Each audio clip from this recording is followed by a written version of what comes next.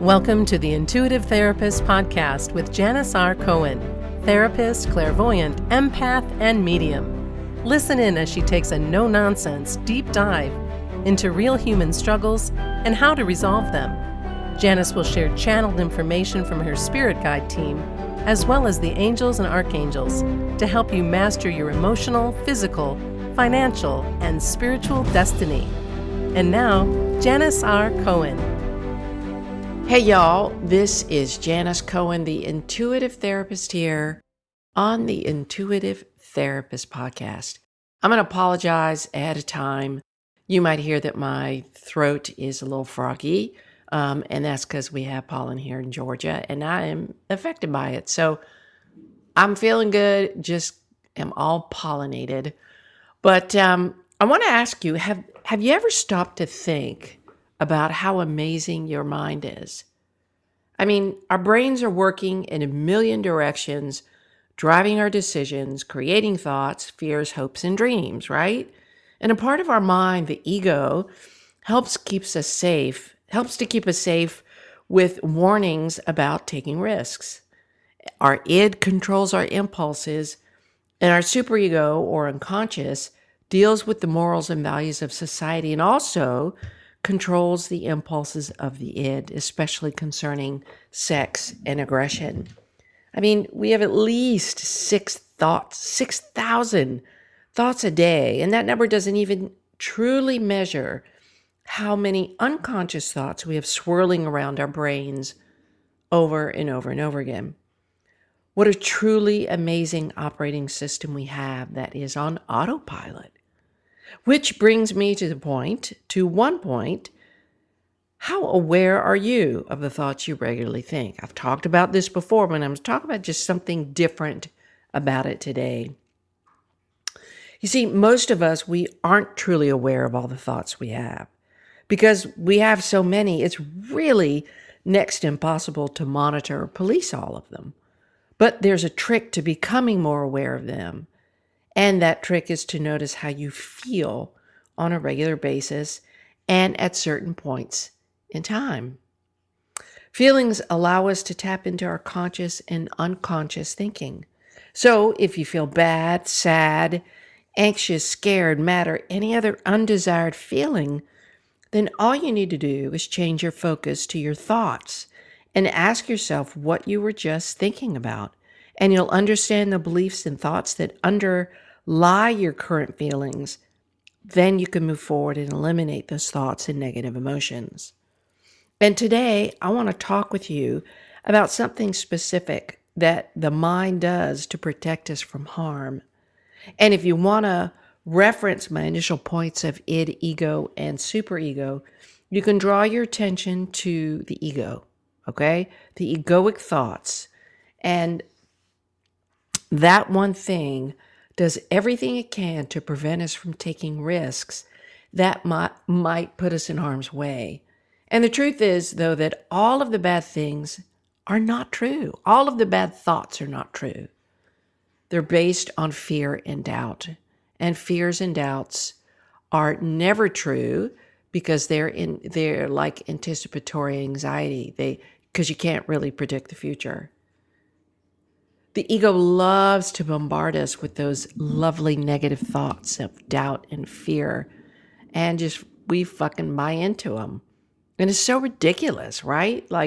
We never really stop to question our thoughts because we just accept them as truth, and they're not. Recently, I was thinking about a shift in my business, and all sorts of preventative thoughts and limiting beliefs came up.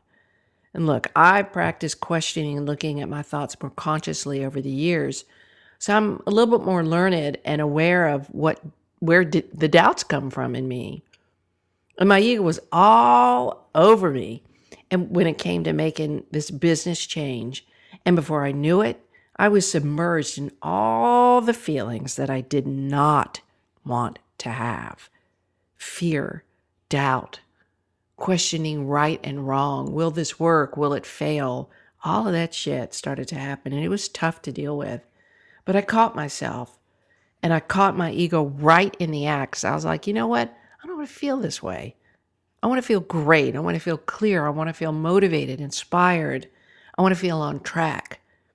And so I decided that I wouldn't go down that rabbit hole of doubt and fear simply because my mind was telling me to, and simply because I was leveling up myself in my business. And that felt a little bit scary, if I'm honest. But I wasn't going to let my ego win, and I wasn't going to let fear take over. And some of the thoughts that came up for me were, and maybe some of these come up for you, so just kind of check them out. A thought was, what if it's not right? Another one, what if my ideal customers aren't interested? What if the program doesn't take off like I want? What if my content and messaging misses the mark and if we're showing up? And I could go on and on and on about how many more thoughts fell all over each other in a matter of seconds. But I think you get the gist of how my brain was working then. It was like, boom, firing off, one negative thought after the other. So like I said, I caught my ego in the act, and I decided to stop it in its tracks.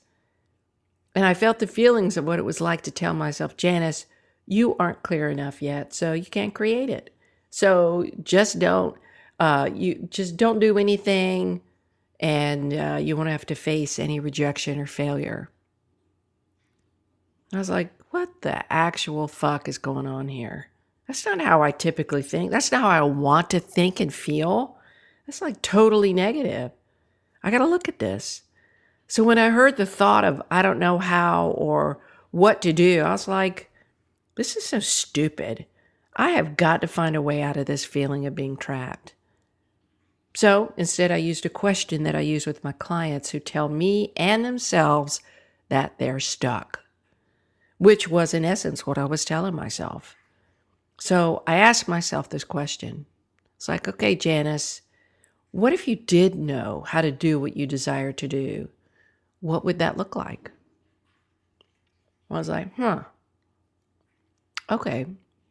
All too often, we believe what our brains tell us, and we take those as gospel truths, and it's not. None of the negative thoughts are true. We trap ourselves and we back ourselves into a corner with our blind belief that all the negative thoughts we think are fucking true, and they're not. And we screw ourselves that way. So I wanted to get out of the corner. I really did, and I wanted to create an opportunity for new ideas and thoughts. And I asked myself this question again and decided to write down what came through. And before I knew it, I had so many ideas written on my paper, and I began to smile. I was like, screw you, ego. Screw you, fear. Screw you, doubt. I got this. Ha, ha, ha. I did know the answers to my stuckness. I always know the answers to my stuckness. And so do you. No one is ever out of answers. We just tell ourselves that we don't know because that's a default mechanism. It's a default response. And we just tell ourselves that we're stuck because we've just practiced that on a regular basis. But how we speak to ourselves matters. The questions you ask yourself matter. How you think and believe matters. The automatic negative thoughts do not matter. You got to get out from under them and create a space to become aware of the answers. Today's title, the episode name, is What If You Did Know? And I ask you that because you do. You always know what outcome you want, and in detail, you always know the answer. So the next time you hear yourself feeling like you don't know what to do with something, I want you to ask yourself this question with one caveat. You can never use the words in any version of I don't know and I'm stuck. Never. You just have to eliminate that from your vocabulary because you're not ever stuck. And because those statements trap you with no way out. They are automatic death sentence to any progress you want to make. I don't know. I'm stuck. So ask yourself this question. It's so powerful, y'all. Please, please, please use this question. Well, if I wasn't stuck, what would I be doing, thinking, believing, and taking action on? Well, if I didn't know how to do X, what would I be doing, thinking, and believing and taking action on if I did? What if I did know? And anytime you feel limited in your life, you have to take inventory of your thinking and how you're speaking to yourself, because that's the root cause. Because all negative thoughts are lies. Keep the positive ones. They're your soul's truth. Get rid of the negative ones by defying them. What if I did know? What if I did know how? What if I did know the answer? What if? Your what ifs matter. You can create catastrophic what ifs. What if this negative thing happens or that negative thing happens? Or you can create amazing possibility by changing your what if. What if I did know? What if I was the multi-million-dollar business owner? Who would I be? What would I be doing? How would I be thinking? What decisions would I be making from that point? What actions would I be taking? If I were truly ready for a loving relationship, what would my life look like? Who would I be? What would I be thinking? What choices would I be making? How full would my life be before I even meet my beloved? Am I in love with myself? How can I become in love with myself? I think you're getting a picture here. So change your thoughts and change your life. Yep, Wayne Dyer was spot on. Change your questions and change your direction.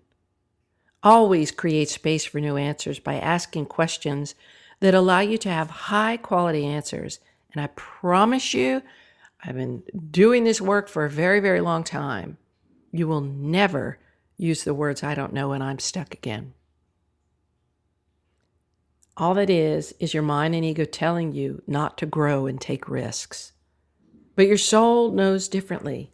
Your soul knows exactly what is required for you to grow into the next level of yourself, even if your mind doesn't. Your soul knows differently.